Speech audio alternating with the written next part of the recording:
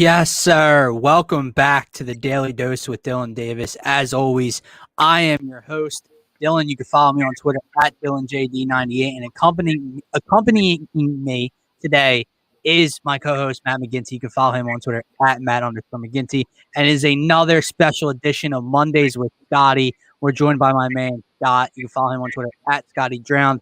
Guys, the Sixers took on the city of LA this weekend, so we'll be getting into that and more life without Joel Embiid. Talk a little bit more about this George Hill acquisition going forward, what some lineups may look like. We'll play around with that. Eagles, back in the headlines. I know they depressed the shit out of us, but we got to discuss it. Clint wore his Eagles green and his Eagles gear for the special occasion, and opening day is upon us, just 3 days away from Phillies taking on the Atlanta Braves at Citizens Bank Park. But before we can get into all that, a message here at TPL from our sponsors at XL Media. Hey, what's up, guys? March Madness is here. The NBA and NHL are both in full swing. Baseball opening day is coming up, while we here at the Painted Lines are devoted to bringing you top-notch content from all the major sports. We are excited to also now give you the opportunity to cash in on all that content and knowledge. If you follow the link below, you will have the opportunity to sign up with BetRivers, an online sportsbook, and get an instant new user deposit match of up to $250. That's free money that you can use and try to turn into more free money. Let's go. Don't sit there and waste all that money. Turn every basket into an otherwise meaningless Cavs-Timberwolves matchup on a random Wednesday in March. That makes it all the more exciting. For betting tips and advice, be sure to check out written content from our top prognosticator, Money Max, on our website at thepaintedlines.com, or check out the Tough Cover podcast right here on the Painted Lines YouTube channel. You've seen the commercials all over TV and radio, but now is the time. Sign up today with BetRivers using the link below and start cashing in on your love for sports. Using the link below will automatically inform BetRivers that TPL sent you, and you'll get that new user deposit match of up to $250. Don't miss out on this opportunity for some free money, baby. All right, message there from our sponsors at XL Media. Before we get down to business today, Scott, we had a very special, cool, awesome, laid-back guest earlier on your show. So why don't you tell the people who we had on, what we discussed, and where they can find that shortly? Yeah, of course, man. Definitely had some fun earlier today. We had the Honorable Kai Carlin of USA Today. He's the editor for the Sixers Wire for usatoday.com. Got to get him on the show, got to ask him a bunch of questions about the Sixers, got a lot of good nuggets of information. Be sure to go check that out. It's going to be on Heat Ratio Sports Network. You can find them on YouTube. You want to hit that subscribe button, that notification button, so you know when everything's coming out. But that will be dropping later tonight around 7 p.m., and that will be on Heat Ratio Sports Network. You'll find the Kai Carlin interview with me and Dylan. Great stuff with Kai. Flake IG says, yo, what's up? What's going on? Again, guys, comment as much as you guys want to as you can. Ask us any questions involving our topics, Sixers, Eagles, Phillies, whatever you want us to get to. We'll get to as many as we can because it's always more fun involving you guys. But first and foremost, again, it feels like it's been weeks since the team that took up a majority of our time in shows since we've talked about them, but they're back in the headlines. And I don't know how to feel. So we're, let's just get right into it. The Eagles, were essentially the third team in a 3-team deal with the Dolphins and 49ers, basically. The Eagles traded down from 6th overall in this year's draft to 12th. So this trade, basically, they swapped 6 for 12. They traded a 5th this year for a 4th this year. So they basically turned a 5th into a 4th, and they acquired Miami's 2022 first-round draft pick next year, and that's attracting a lot of people because now next year you have the Eagles' first-rounder, you have Miami's first-rounder, and as long as things go smoothly in Indianapolis, you're most likely going to have the Colts' first-rounder. So that's a big talking and sticking point to people with this trade. But I'll throw out my opinions first, and then you guys can share yours, and we'll roundtable this. I don't hate the trade. I hate the thought of what could come of it. because what went from essentially a dummy-proof slot, a dummy-proof pick, a really hard pick to screw up. Like when Howie couldn't really screw up 6 theoretically, he can screw up 12. He can definitely screw up 12. And I know a lot of people are excited about the 3 first-rounders next year, but guys, let's think about this. If the Colts are what at least what I expect the Colts to be, that pick's going to be in the 20s, if not lower. Miami was a fringe playoff team this year. They added some pieces. They're probably going to be a middle of the pack or low 20 pick. Picks that Howie Roseman, if he's in charge of the draft, is quite possibly going to screw up. So while it's great to accumulate assets and to think, oh man, he's got a vision here, he's got a plan, you got to remember who we're talking about, the man in charge, Howie Roseman. So now you miss on a lock in Kyle Pitts or in Jamar Chase. And I know the rumors circulating today, they made the move because their sense was Chase was going to Cincinnati at 5, and that's why they dropped down. Believe what you want. I don't know. I don't hate the trade. I hate what can and what I think is going to come out of it. And that's not a, impact player this year. Now, again, if Devontae Smith or Jalen Waddle or Micah Parsons is there at 12 and they select one of those guys, and if they cash in next year, or let's say they accumulate all those first rounders next year, and Dan Orlovsky's on ESPN this morning talking about how they can be in the Russell Wilson sweepstakes now. Okay, and then now we have something. But to just trust it automatically and say you like it right now, I need to know why, because you have to remember Howie Roseman's in charge. Ginn, you're geared up today. Talk to me about this trade. I mean, you kind of covered everything I was going to say, too. 6, like you said, was an easy pick. 12's not. Now, like you said, I love Jalen Waddle. And if Jalen Waddle falls to 12 and you select Jalen Waddle, the trade's good at that point, right? You got your weapon. You got a guy that I think is as good as Devontae Smith, might be better than Devontae Smith. So, yeah, you come out of that trade good. But like you said, there's you don't know what this guy's going to do, man. You don't know who he's going to draft like this and just pick whoever's there. So – like you said, I need to be convinced before I say it's a good trade. I need a lot more than just the optimistic people that are stands of what's going on and stands of the fact that their quarterback's now in charge. But apparently they were going to try to make a trade to get a new quarterback in town. Yeah, that's something I want to touch on after Scott makes his point. So, yeah, you can throw it to Scott. That's all I really have to say about it. By the way, everyone, Gint did not want to talk about the Eagles today. We had to force this out of him. But Scott, go ahead. What are your thoughts on the trade? So, I mean, a lot of the same feelings as you guys. I mean, we can talk about the elephant in the room. In reality, in a world without Howie Roseman, great trade. You know what I mean? Awesome, because there is a plethora of talent that's going to be available there at 12 that the Eagles could really use. Like Gint said, I love Jalen Waddle. There's a chance Devontae Smith might be there.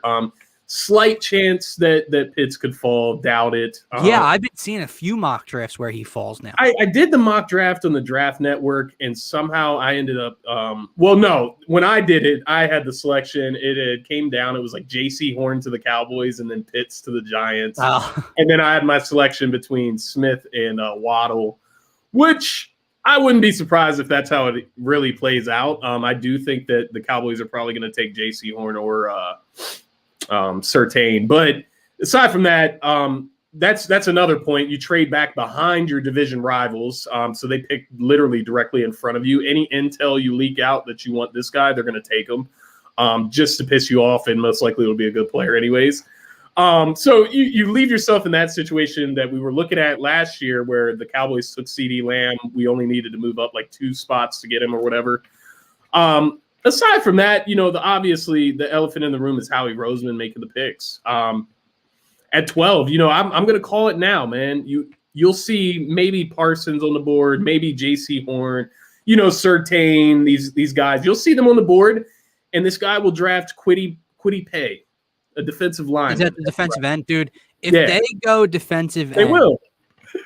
The defensive lineman of some sort, they will do it. And if that happens, that's what's going to piss me off. Like if they have so many options, even at 12, to where they would not piss me off.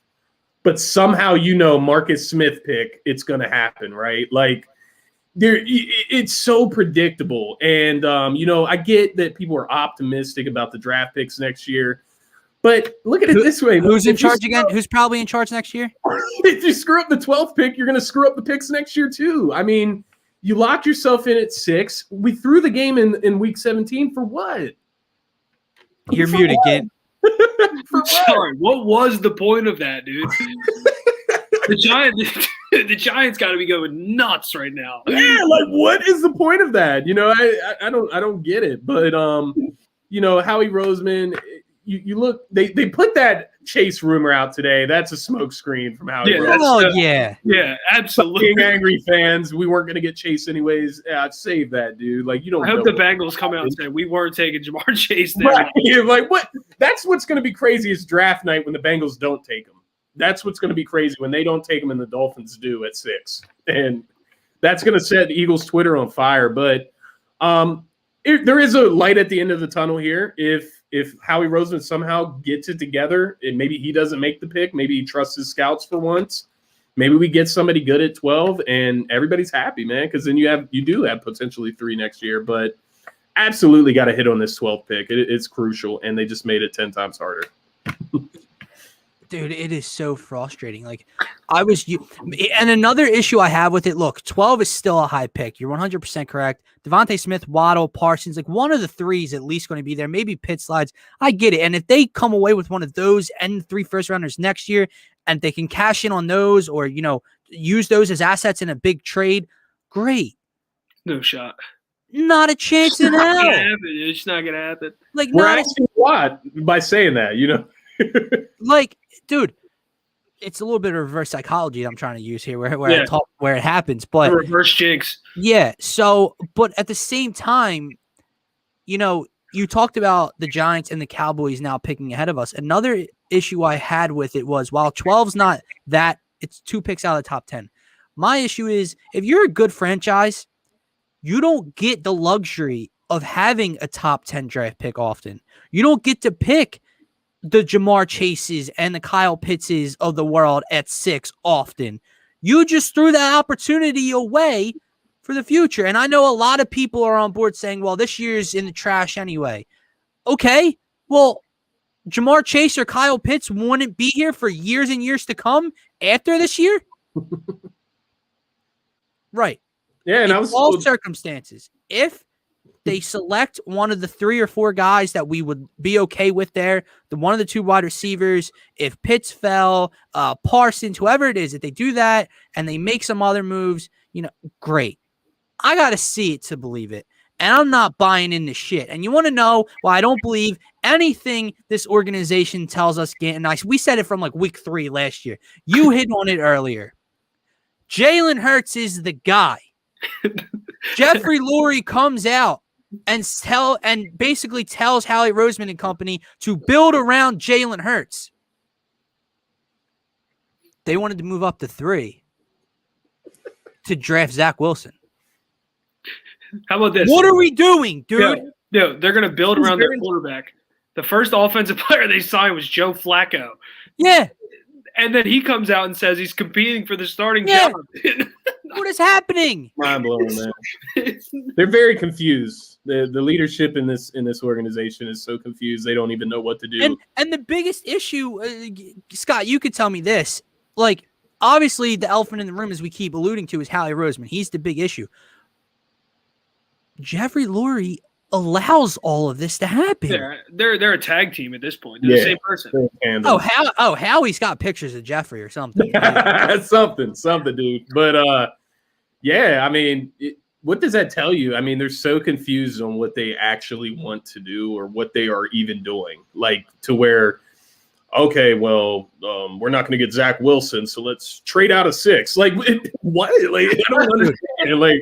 I don't understand how that correlates, but I mean, aside from that, You even see these rumors of them flipping the picks for like Russell Wilson. So if you flip the picks for Russell Wilson, specifically Russell Wilson, because I would do it for Deshaun Watson. I probably wouldn't do it for Russell Wilson. He's an older quarterback. He's over 30. Your team obviously has holes. That's why everybody's telling us that this trade back was so worthy, is because we have so many holes that we need to fill via draft. And so if you trade those picks away, you're just throwing Russell Wilson into the same team that Carson Wentz and Jalen Hurts were working with last year. So that doesn't make sense either, right? Like they seem confused. They're confusing me. I don't know what the plan is. I don't know. Are we in a rebuild? But you're checking in on Deshaun Watson. Yeah.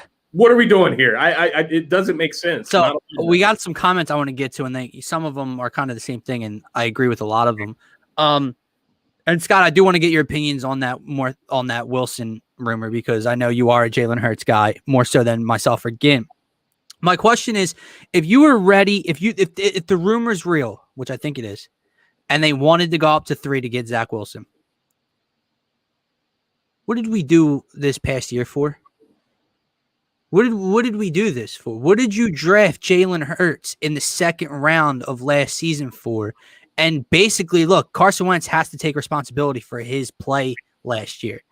But what played a major role in that? Drafting another backup, not wasting that pick on not putting a guy to build around Carson Wentz like you're going to do for Jalen Hurts now. The plan should have been, if this was the way to go, you're trading Carson, Jalen Hurts, right? And you still need to see what we have out of Jalen Hurts, because 4 games isn't enough, right? What you should have done is selected at 6, or let's say they even get Waddle, whatever. The plan should be Jalen Hurts starts every game this year. Either you were correct somehow, and he's the guy, and Howie made a good pick in the second round last year, or he's not the guy, you suck again, and you pick high next year, and you had those 3 first-rounders to where if you got to trade even higher up to get a better pick for a quarterback, you do that and go get quarterback 1 then.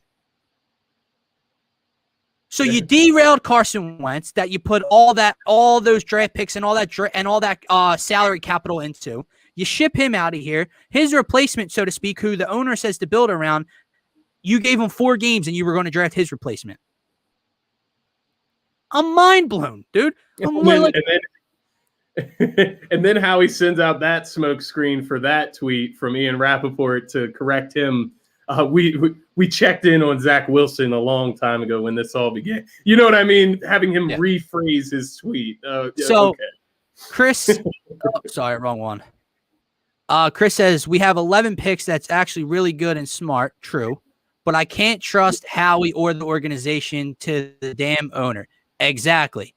Is Smith or Waddle plus next year's 1 greater than Chase? Wildcard is the guy making these picks. Exactly. That's why I'm hesitant to trust it yet. If it works out, fantastic. Can't see it working out. And Mark says here, I'm just confused because he made a comment up above about the trade. I think he likes the trade because he says the trade doesn't happen because tanking matters, blah, blah, blah. Then he goes, I think he was alluding to me saying you don't get to pick in the top 10 or 6 often. The offensive player of the year, Jefferson, was picked the 22nd. Guess who picked 21st? You mean the guy that we didn't pick because we took Jalen Reagor? Like, good point, but we passed on him. Yes, that's the whole issue. Is the guy making these picks? That's the problem. The fact that we had a chance to get Justin Jefferson, it is a good point to show that there's value that can be found later in the draft. But that guy can't find that value, Scott. Yes, exactly. You got it. You got it, man. Oh, man. Again, before we move on from this dreadful organization, which I hope, look, they were, before all this went down this past year, they're my favorite. Like, in the 4 Philly teams, they're at the top of my list. But they have aggravated me so badly that as of right now, and especially because they're not playing, the Sixers are, the team behind me is my number 1 focus. So that's why I don't really care to talk about them too much. Come draft time, me and Scott have something in the works. Football will get back into gear with the NFL and the Eagles. But right now, with Howie Roseman and Jeffrey Lurie in charge, I just fear that we're in for a long ride, dude. But hey, Go draft Jalen Waddle or Devontae Smith or Micah Parsons at 12, and I'll be celebrating. How about Makes that? sense. Yeah. Ginn, any final thoughts, or should we get to the more important team right now in the city? I'll do anything not to talk about the Eagles. Okay, boys. Let's get into the Sixers team, who currently sit at 32-14, still first place in the Eastern Conference, even without their MVP Joel Embiid for the last 8 games. So, you know, we've talked about those games enough, but let's look at this weekend review where they took on the Lakers and the Clippers in Los Angeles. They go 1-1 against the city of LA. Danny Green against the Lakers on the trade deadline night says, "You were trying to trade me." 8 of 10 from 3, 28 points, a clutch 3 in the corner.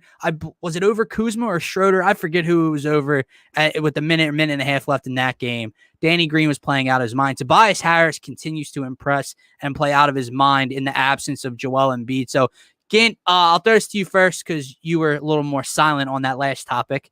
We're not going to break down each game by itself, but just overall, you can hop back and forth. What were some takeaways of these past 2 games? I know they dropped one to the Clippers, but without Embiid, they still looked pretty good. They hung in there. They beat the Lakers. Dwight Howard gets ejected in both games. We can discuss that. So what were some takeaways that you had? I guess I'm going to start with Mike Scott. I don't know. I was on the what did you just say? I'm going to start with Mike Scott. Just let me go. I was on the train of like, I don't think Paul Reed's ready, and I think Mike Scott would be more reliable. Did you see the stats of Kawhi Leonard when guarded by Mike Scott the other night?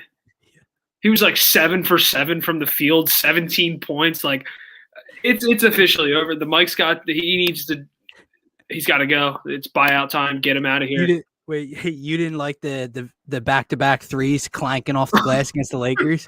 Yo, he missed the rim by an historical amount in back-to-back 3-point attempts. Dude, the funniest thing was, like, we were obviously texting during the game, all three of us. And I didn't see him miss the first one. I texted, I said, "Oh my God." Yeah, and then he shot the second one, and I was like, "Wait, am I that far behind his TV?" Yeah. And I said, "Oh my God, he did it again."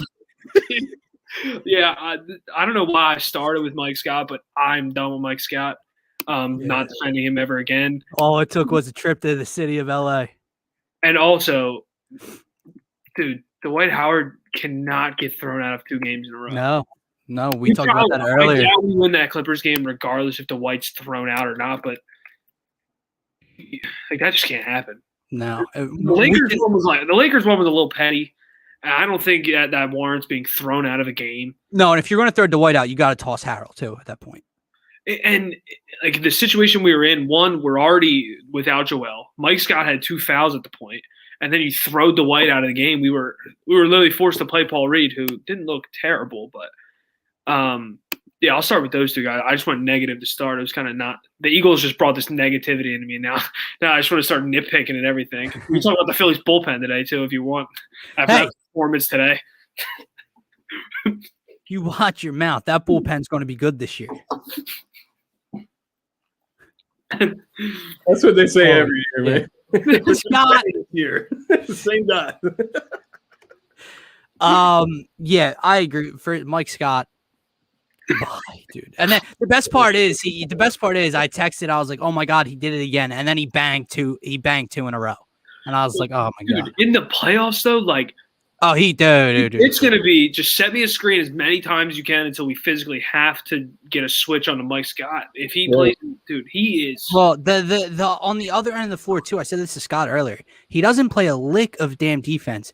And in the 10 or so minutes he plays, I guarantee he uses 2 to 3 fouls in those 10 minutes. And he just sends people to the line 6 times.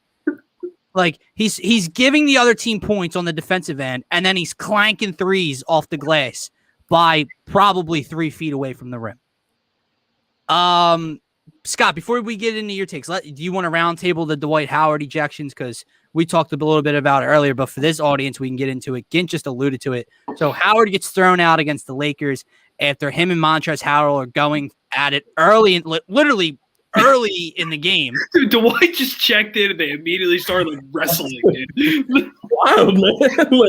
I wonder what goes through. My issue, let's take the Lakers ejection first. My issue with that is, I said to Scott earlier, okay, Dwight's got to know better because he knows that the refs are keeping an eye on the two of them. They call a timeout. It's real physical. And you know that he knew what he was doing when he walked into Harrell, walking over to the bench, and he throws his hands up after he gets pushed. He's like, oh my God, he knew what he was doing. But at the same time, A, you don't toss Dwight for that. B, if you're tossing Dwight, Harrell's got to go too. That was like the third time Harrell actually put his hands on Dwight and two-hand shoved him in the first quarter. Harrell's got to go if Dwight's going. Soft as hell anyway. The Clippers won. Again, he's got to know better. You got to know what side of the calls you're on, how the refs feel about you. Apparently, he said something derogatory to one ref about another. Don't know what he said, how bad. Probably said he effing sucks, blah, blah, blah. Who knows? But my issue with that is, did Marcus Morris not body slam Dwight Howard earlier in the game? He suplexed him, and he gets a flagrant one, and Dwight says words to a ref and gets thrown out. It's really, really annoying. Scott, I'll throw this to you because I know that you just want Dwight to know better and to know we need you. We don't have Joel. We just traded the other two centers. You got to be smarter. Just shut your damn mouth. But at the same time, the officiating with him is mind-blowing. Yeah. And, you hit my point as far as, like, him just controlling himself. Now, that doesn't mean that the refs aren't wilding out. Like, the refs were wild. And I mean, you understand that when the whole Sixers team is frustrated against the Clippers. How many texts did Kai mention earlier? It was like four technical fouls. Yeah. Seth, Toby, and 2 on Dwight. Yeah, so, they were all frustrated. And if you look around in that game, you see Ben Simmons ends up fouling out. He had like 3 offensive illegal screens called on himself. And then on top of it, you had the one foul that they called on Ben, and they originally called it an illegal screen on Marcus Morris. And Ben had a wide open dunk. And they just reversed the call. They reversed it, and it wasn't a foul on Ben. I don't think it was a foul on Marcus Morris either, but it should have been a dunk for the Sixers and a momentum shifter, but they flip it the entire other way. So what I'm saying is that game, frustration is understood, but it can't happen the game after you just got ejected. If that's the word, yeah, you can't get. You know what I mean? Like, have we ever seen that before as fans? Dude, I don't think I've ever seen a player get tossed two games in a row. Draymond's the only one that could ever do that. Like, could ever get that done. I know coaches have. Steve Kerr got thrown out twice in a row before, but yeah, he's just at some point after you get so many like bad fouls called on you, or these calls that do seem a little ridiculous to yourself. Absolutely, you have to realize the refs do not like you. No. And as soon as he realizes that and puts away all the complaining, he's going to be such a better piece to this team. That doesn't mean lose the energy, though, because there's a fine line. Because you don't want to – that's what we like about Dwight as well, is his energy. So there's a fine line there, but he just needs to recognize, keep it to the team. If you want to complain, go back to Doc, go back to your teammates, complain to them. Let the refs alone at this point. They don't like us. They definitely don't like Dwight. I don't think they even like the Sixers, period. So you got to let that go, man. Yeah. So those two stuck out. Tobias Harris is I continue to say it, a grown man bucket, dude. Like I didn't put his numbers down, but I'll go back because I remember even in the Clippers loss. Yeah, he was unreal in the Clippers loss. 29, 7, and 6. What do you have against the Lakers? 17. Oh, yeah, he had 17 in the win. On 8 of 10 from the field, though. Yeah, it's 8 for 10. The efficiency, and that's what I was going to talk about with Tobias is. Go ahead. him picking his spots. Every move just seems so like confident. He knows exactly where he's going, the spot he's trying to get to. You see him in these post ups. He takes him straight down to the post, rises up over his defender, jump shot. It's easy. It's easy money. That's the difference this year. Not as much dribbling, more decisiveness and more confidence. And the defensive end as well. He's playing with intensity. But Tobias, impressive, man. That 8 for 10 shooting against LA, he was kind of quiet in that game. Yeah. But when you're shooting 80% and getting 70, I mean, you can't complain about that in the win. No, as this person says, definitely GMB, grown man bucket. There it is. He was hitting shots over the claw and PG the whole game. It's beautiful. It's not just, dude, he's scoring, he's picking his spots. He's very efficient this year. But it's the other categories, statistical categories he's stepping up in as well, man. Like he 29, 7, and 6 or so against the Clippers in a loss. Like his assist numbers are way up. He's getting involved on the board. He's playing great defense. And yeah, Anthony says it right here. He's in his bag offensively, and he's playing a lot better on the defensive end of the floor. He was great. Danny Green is another one I want to talk about. So, Gint, you have a very on-again, off-again relationship with Danny Green, I feel as. Is that correct to say? It's been way more on than off lately, but yeah. I just got sidetracked. But yeah, no, yeah. I mean, dude, you can't really complain about him lately, right? He's ever since Embiid's been out, really is when it started. Actually, the beginning of when he was out, he wasn't that good. But dude, lately he's been like 28 against the Lakers, right? And then 17 the other night? Yeah. He's been giving you everything you want. No, dude, and he's been shooting so efficiently from three, and he's taking a lot. Justin has how many times someone has gotten ejected in a game in a row? Yeah, go ahead. I just want to see it real quick. 6. Don Bovin. Who in the blue hell? 1951. Is Don Bovin. That's insane. Not 1, not 2, not 3. All right, Dwight, 5 more to go, bud. I really don't know too much about Bovin other than that ridiculous record. He played in the NBA for 3 seasons, finished his career with averages of 9 points, 4.2 boards, and 2 assists per game while playing swingman for the Waterloo Hawks and the Bucks and the Fort Wayne Pistons. Dear God. Don, don't know what you did to the officials, buddy, but I don't want to say anything out of pocket, so I won't say it. Yeah, smart move. But yeah, back to Danny Green. Dude, he's been like we're winding down to almost playoff time, and it's like I'm glad that his little, I guess, quote unquote cold stretch was in the middle of the season rather than this stretch. I mean, he's been lights out. He's been playing as effectively as possible. I definitely never wanted to trade him, so you can't really prove that to me. But you have no proof. No proof at all. I deleted every single tweet, so there's no way you can find it. What about the numerous pods that we were talking about trading for Kyle Lowry? Took them all down. Good luck finding those. Scott, Danny Green over the weekend, and just as of late, I mean, dude, he took that trade deadline talk to heart, man. He said, you're trading me? Let me go win you this game versus the Lakers. Yeah.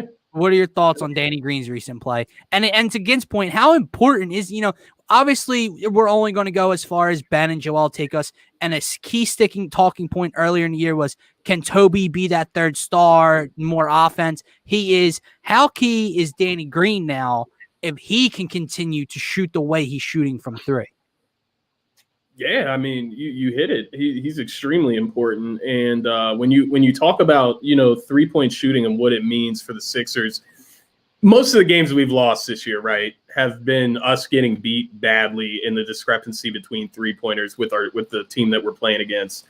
So Danny Green, you look at him, he's almost it's almost. I remember how high we were on Seth Curry at the beginning of the season. You know what I mean? Yeah. Danny Green is more valuable than Seth Curry at this point. I mean, he is. Defense he plays on top of his 3-point shooting, and the leadership he brings, the experience. So keeping him hot is going to be important. I mentioned this to you guys probably off the record, but I just hope that it's not, this isn't his hot streak right here, and that by the time we get to the playoffs, he's like dead legs again. You know what I mean? So I don't think so. I think he's heating up. I think he's getting comfortable. I think the offense. The other night against the Lakers, Ben didn't have a crazy scoring night. Obviously, he only had 9 points, but 12 assists, and I think 9 or 10 of them were on 3-point shots. That one assist to the corner, I think it was a Danny Green 3 as well. Yeah, where he didn't even land with the ball. He jumped, caught it with one hand, and just pushed it to the corner. Yeah, it was utterly ridiculous. But this person said, "Look, I didn't even notice that. Last 5 performances, he's shooting 53.7% from 3, and he's shooting almost 42% on the entire season. He has been really, really, really good. He's been huge in Joel Embiid's absence." Which was something I don't think a lot of us were going to predict when, needing people to step up. And that's not a jab at Seth Curry when we say that, Danny Green's more valuable right now. It's just, what he brings more of. Also, late game Danny Green floater has been unstoppable.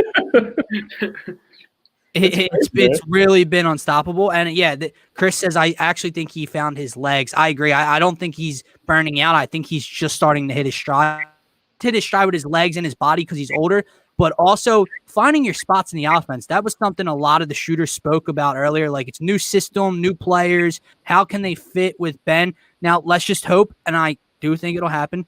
Let's just hope it continues when the MVP is back anchoring that offense down in the post, which theoretically should only make life easier for Danny Green and Seth Curry, right?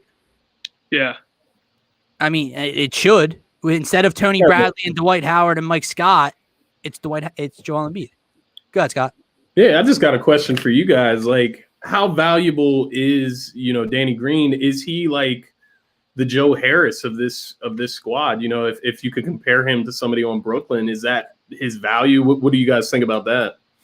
Because we talked about Joe Harris earlier on my show. I think he's obviously you look at him as like that 3-point shooter threat, right? But it's also he's the X factor of outside of the big 3. Their big 3, and then our 3 with Ben, Joel, and Toby.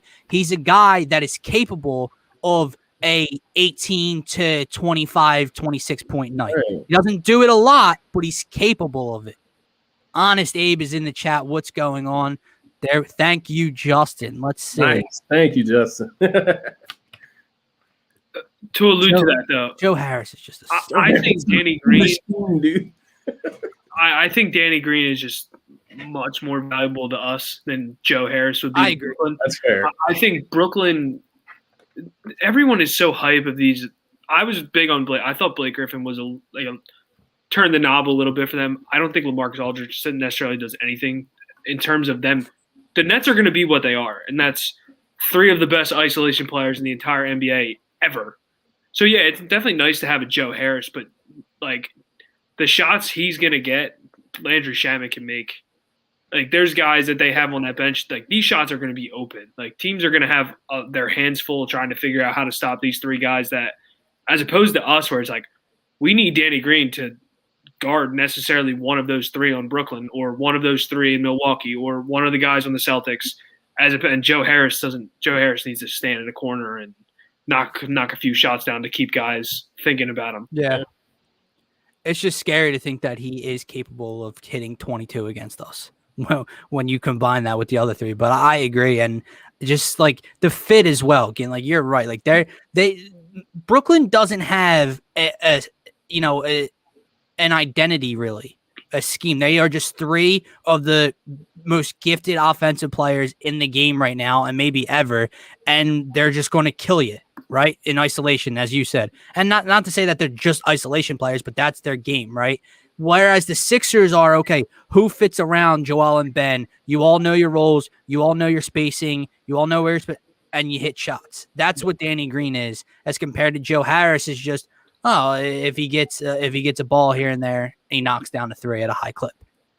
Let me ask you guys something real quick. Go ahead. While Joel's still out, do you think Doc should try a lineup where you play Tobias at the 5? It's kind of a hybrid between Ben and Tobias at the 5, and you put Thibault in, or you put Shake in. I think this Mike Scott starting lineup thing has to stop now that I've officially been off the record of him. But I don't think they're going to start Paul Reed. It doesn't sound like they're ready for him to log the minutes that Mike Scott logged the other night. Like, he played 29 minutes the other night.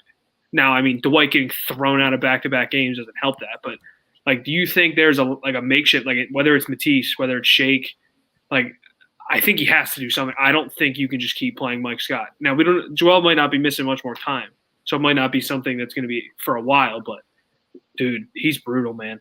Oh, I would play Ben at the 5 in a heartbeat. Yeah, in a heartbeat. Specifically, the other night against the Clippers did go small against us with Batum at the center.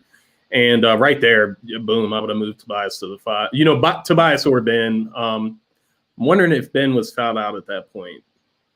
He didn't foul till late. I believe. Yeah. But they went small ball with Batum, and we had Mike Scott at the 5, which I thought, just shift him out. Get him out.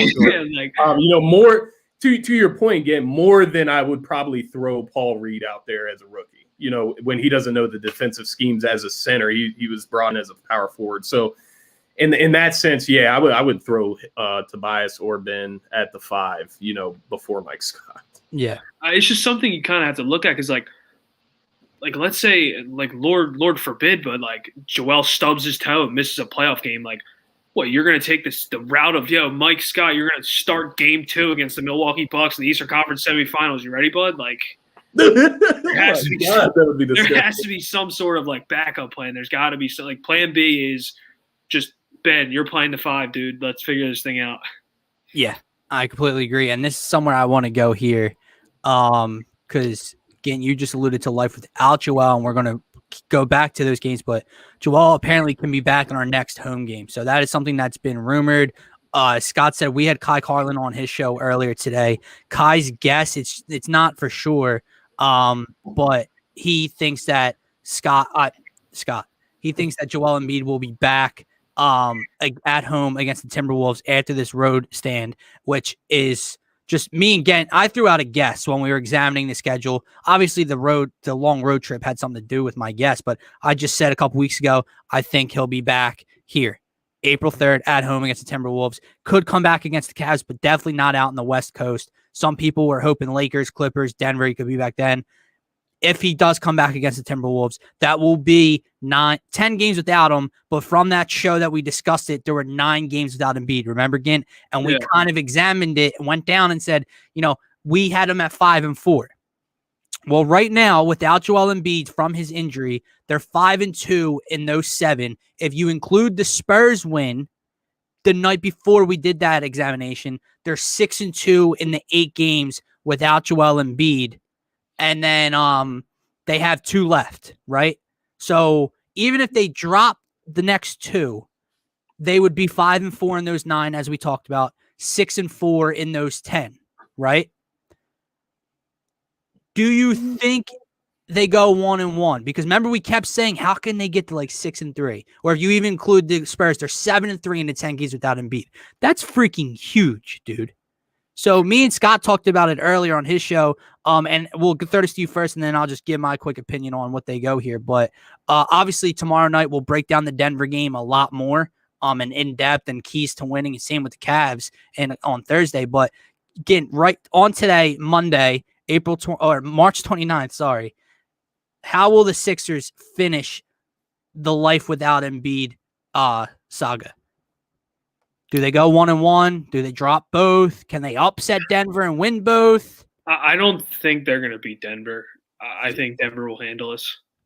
Now, if you do what we just kind of brought up, maybe you mix up some lineups and stuff, you can win that Cavs game. But no, yeah, I'll say they'll beat Cleveland. I think they will go 6-3. I think they'll go 1-1. I might be being a little bit optimistic because we talked about how Cleveland, for some reason, just plays really well against us, and Colin Sexton plays really well against us, and these speedy guards and this and that. But they just lost Drummond, even though I don't even think he's that good. I'll say they go 1-1. I agree. That's what I said. My short answer is 1-1. I think you're correct in saying that Denver handles us. It's just not. Is it possible that we beat Denver? Sure, especially if Tobias shows up and Danny shows up and Ben shows up and does it and takes care of the ball, sure. But I just don't foresee it happening. And then I just think, that whole Cleveland thorn in our sides kind of thing. I think Doc's got them playing really good basketball. That would be dropping 3 in a row. They know they're about to get the big fella back. George Hill will be about to join the team. I think they get a win there against Cleveland. So I'll say 1-1, 6-3 in those 9, 7-3 in the 10 total without Embiid if he comes back against the Timberwolves. Scott, I'm pretty sure you're on board. Yeah. Same reasons as you guys. I say Denver lost just because you just watched this against the Clippers without a center.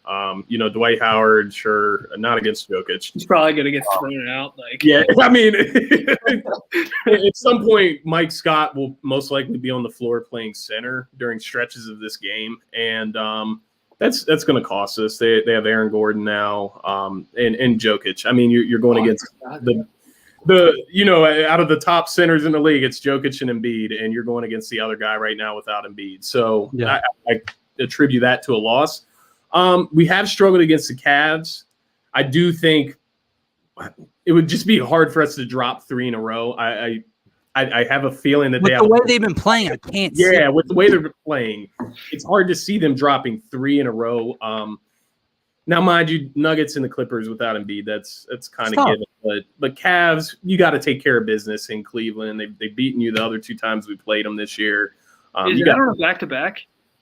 No, it's actually not one day in between. All right, cool. Yeah, they're going to beat Cleveland. Yeah. So another talking point is the fact that when Joel returns, it could be likely that George Hill joins the team. I know Doc said something today about around a 10-game acclimation period for George Hill. So we'll see how much run he gets within the first 10 games of the Sixers team. But Justin has some comparisons for us because now there's conversation, guys, with who closes games, right? We've already seen a lot of it's going to have to do with hot hand, right? If Seth's hot one night or they need a bucket, Seth could be in there. Danny's playing really well on both ends. He's going to be in there. But George Hill's another guy that can close a game because he can run the offense. He can be a secondary ball handler next to Ben when things break down.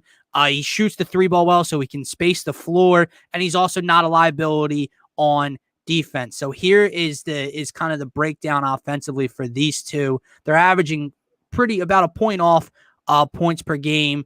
Hill just over 3 assists per game. Neither of them really clog up the boards. Seth, obviously, we know what he's doing from 3, but George Hill is shooting 38.6%. So you guys can comment along with us here. Scott, I'll throw this one to you first. Obviously, we know that, like I said, hot hand will play a factor in who's in the game. But we've seen lineups where Tease is out there for defense. We've seen Shake when he's hot. He's out there. Ben, Joel, Toby are kind of a given if they're all healthy and not in foul trouble. So what do you think? Like, let's just say none of them are extremely hot. Let's just say Hill played a good game, Seth's playing a decent game, Danny's playing a good game, Shake's playing a good game off the bench. Who is closing the game for you next to Joel, Ben, and Tobias? 2 more spots. So I'm throwing Danny Green out there. He's the best. He's the better shooter probably between all 3 of them and the better defender. And he brings a little bit more size than George Hill. George Hill's the other guy. Just off the top of my head, I mean, I'm thinking matchups specifically, and shame on me for it always resorting back to Brooklyn. But I think in a game, in a series where the other team has 5 players on the court that you have to account for offensively, that makes Seth Curry a liability. And at that point, you have to put George Hill in the game for defensive purposes. I think George Hill will, you spoke on Matisse Thybulle getting thrown in there for defense at the end of games. I think that will kind of play into Thybulle's minutes at the end of the games as well, as just because George Hill can actually contribute on offense. So, Thybulle's minutes, we'll see how it goes. It's all on matchups at the end of the day, but it is. It's matchups and who has the hot hand. Yeah. But at the end of the day, all of you guys don't downplay the calming presence of a leader and veteran guy who's been to championships and made postseason runs before, who can handle the ball when things get tough. Like, Like, think about this in a series against the Bucks or the Nets. Who do you want out there when things start breaking down or things start going wrong at the end of the game? Shake Milton, Seth Curry, or George Hill? Most likely George Hill. That's what. Again, how about you? Sorry, I don't know what that was. I am huge on George Hill now being in the starting lineup. And I didn't even want him 3 days ago. I shouldn't even say the starting lineup. Finishing games. You kind of it's all because of Brock. Blame Brock. I've been watching his George Hill videos, and he's way better on the defensive end than I ever thought. He's way longer than Seth Curry. He just brings you, like you said, kind of both sides of the ball. Even though Seth Curry isn't, he kind of is a defensive liability, actually. But yeah, George Hill doesn't give you that, like you said, and it gives you options against, like we said, we're always thinking back to Brooklyn. We're thinking back to Milwaukee. It's just naturally what's going to happen when you're contending. And he's able to guard multiple of those positions. Now, if Seth's torching teams and he has 7 threes going into with 5 minutes left in the fourth quarter, I doubt Doc's going to pull him. Yeah. But I love the idea of Seth playing 20 to 25 minutes off the bench and just shooting the ball rather than having to be responsible for a Kyrie Irving or a James Harden or Chris Middleton or Drew Holiday. I just think it makes the most sense. Yeah, I agree. George Hill is bigger, longer than Seth Curry. And, again, matchups, hot hand, it's all coming down to that.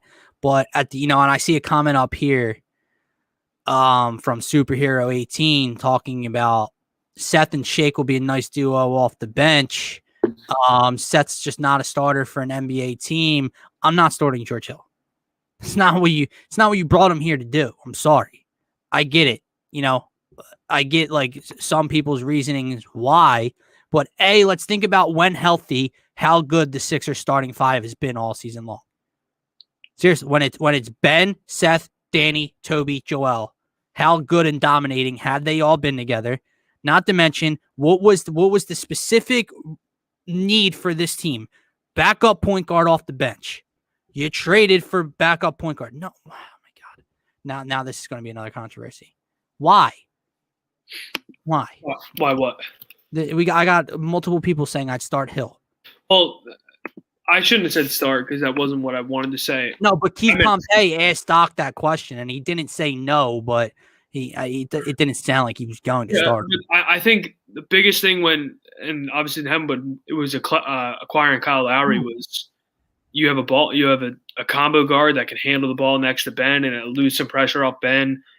And I think George Hill will give you that much more than Seth would. But I get your idea of having a backup guard off the bench and playing in the pick and roll. But I also think Seth off the bench eludes a lot of pressure off Shake just as much as George Hill would.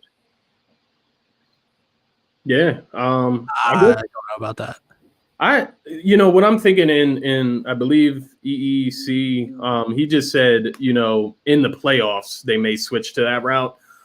I could honestly see that just because the rotation shifts are going to change a little bit and you might see a little bit more of staggered minutes where, even though Hill starts, he may go out early and then come back in early, to run the point for the second unit.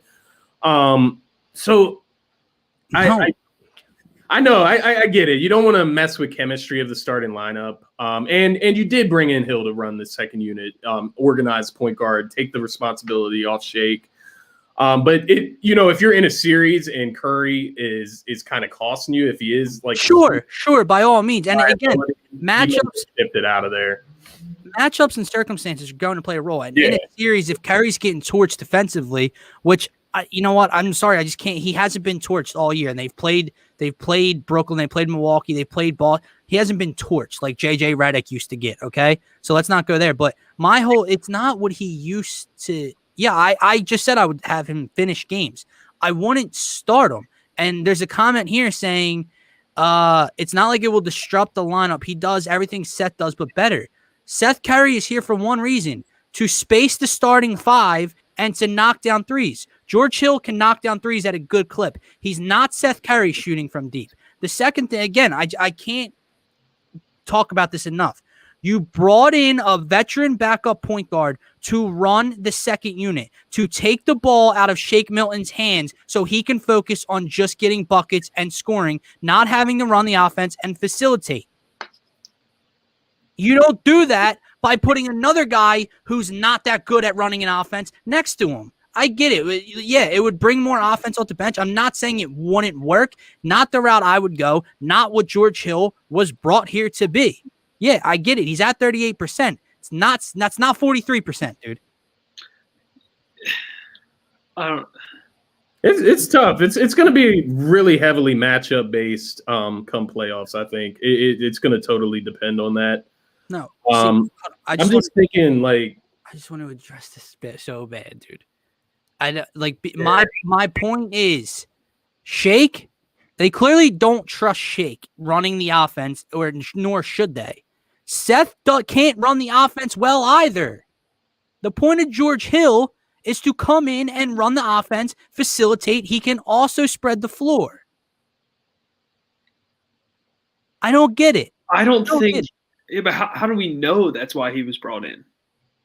What was one of the needs that was addressed? That I understand that you think a need was the bench. I understand that, but your thought of a need and Doc and Daryl Morey's thought of a need can be two. They came out and said it. Morey was on interviews on the Fanatic talking about stretch floor, and backup point guard. Yeah, I understand that, but like Scotty said, when you stagger minutes, and let's say George Hill plays the first 5 minutes of a game and then gets pulled, and Ben plays the first 10 minutes of the game? Sure, but Doc hasn't done that all year, and I know in the playoffs it's going to change. No, but I don't think he's a competent backup yet. But I don't think he's going to change it that much. I don't know. Again, after diving into this George Hill like a little bit more than I originated, I think they brought him here to be a third defensive body against teams 1 through 3, and I think, and maybe he won't start. You could be right. He could come off the bench for the rest of the season, but like you said with finishing games, I don't see him not finishing games right now. Unless he comes here and goes totally sober. I mean, not sober, cold, and can't make a shot, and then it's a different story. My whole issue is, why can't we just have nice things? Like, we did this for a specific reason. It was very clear. Don't act like when they made the trade, people thought that George Hill should be inserted in the starting lineup. Don't act like, because no one said that. It was a backup point guard, another ball handler. Okay? And now, all of a sudden, now we got a new toy. We got, better as a team, and we got to tweak it. Why do we have to tweak it? Sure, in a circumstance, I agree with you that matchups matter, 100%. What I'm saying is just like going off of plain, like just off the top of my head, when thinking of a perfect, lineup, I'm not doing that. Dude, you keep saying Steph Curry's not good enough to start. The starting 5 has lost like 2 games the entire year when healthy. How are they not doing that? And again, I didn't say Seth should finish the games. I said I would put George Hill and probably Danny Green to finish the games. Yeah, and what Doc could do, just to, on the flip side of things, perhaps, if the matchups aren't going right, Doc can then stagger it differently. Seth Curry can leave after the first 5 minutes. Hill can come in early, play a little bit of time with the starting unit, play a little bit of time with the second unit as well. So there's a lot, and I know what you mean, Dylan, because you just don't want to mess with something when it's working. And why mess it up if it's already working? If it isn't broke, don't fix it, right? Like it just, what I could see in the playoffs, and once again, this is not against your point, Dylan, because I do think when we go into the playoffs, Seth Curry will be starting. I think he will be in the starting lineup. I just think similar to like the Clippers, or when you get those ISO matchups where they're deliberately getting Seth Curry switched on this specific player, that's when he might. But even then, you still got to play him. He's a lights out shooter. So I don't know if starting or not starting really matters. I just want to wrap this up. It's more about how you finish. 100%. And I just want everyone to know this. I'm not defending saying that Seth Curry should be a starter on a championship caliber team. I know he's been a career backup. I'm saying George Hill isn't that guy that replaces Seth in the starting 5 to me. That's what I'm saying. I'm not saying if they brought in someone else, Seth, you know what I mean? It's just that George Hill making that trade doesn't mean, oh my God, now Seth can go to the bench. Yeah. And I've said all along, like if we would have made a trade for Lowry or whatever, I would have put Seth on the bench. Or if we would have done, like, I get Seth brings much needed offense and scoring and 3-point shooting to a bench unit that desperately needs it. But what needs more? Does the bench need a guy that can run the offense and facilitate? Yeah. Or does the starting 5 need another ball handler? You have that with Ben. You don't necessarily need that. You got what I'm saying? And to close games, George Hill would be in my 5. But to start, I just want to do it. And again, matchups will play a role, and it could change things. And I know the regular season is different from the playoffs. All I'm saying, the starting lineup needs a point. Oh my God! Good thing we are out of time because wow. This is the guy that says Ben Simmons isn't a point guard. Okay. Simmons is the point guard. Yeah. Definitely on the depth chart under PG. It is Ben Simmons. Can't confirm. Yeah. Oh, Ben Simmons played some of the worst basketball of his career at point guard so far this road trip. Well, we are out of time. Yeah, I think we're out of time for the Daily Dose here today. Scotty, you can follow him on Twitter at Scotty Drowned. You can follow me on Twitter at DylanJD98. You follow Gint on Twitter at Matt_McGinty. Check out me and Scott got something in the works. It's always a pleasure having you on. Me and Gint will be back here tomorrow at 4, breaking down the Denver Nuggets Sixers matchup. And then Wednesday, quick plug, Daily Dose will be pushed to 3 p.m. instead of 4 on Wednesday, as we are joined by the great Paul Hudrick to break down more of the George Hill trade. You know what, guys? Since we had this big discussion today, we'll ask Paul. We'll get his insight on it. Maybe he agrees with me. Maybe he agrees with Scotty. It's all for fun. That's just what I would do. It's what you guys would do. So tune in for that. Comment along with us. Ask Paul your questions. We'll throw them at him. But for myself, for Scott, Gint, have a nice day and go Sixers. Peace.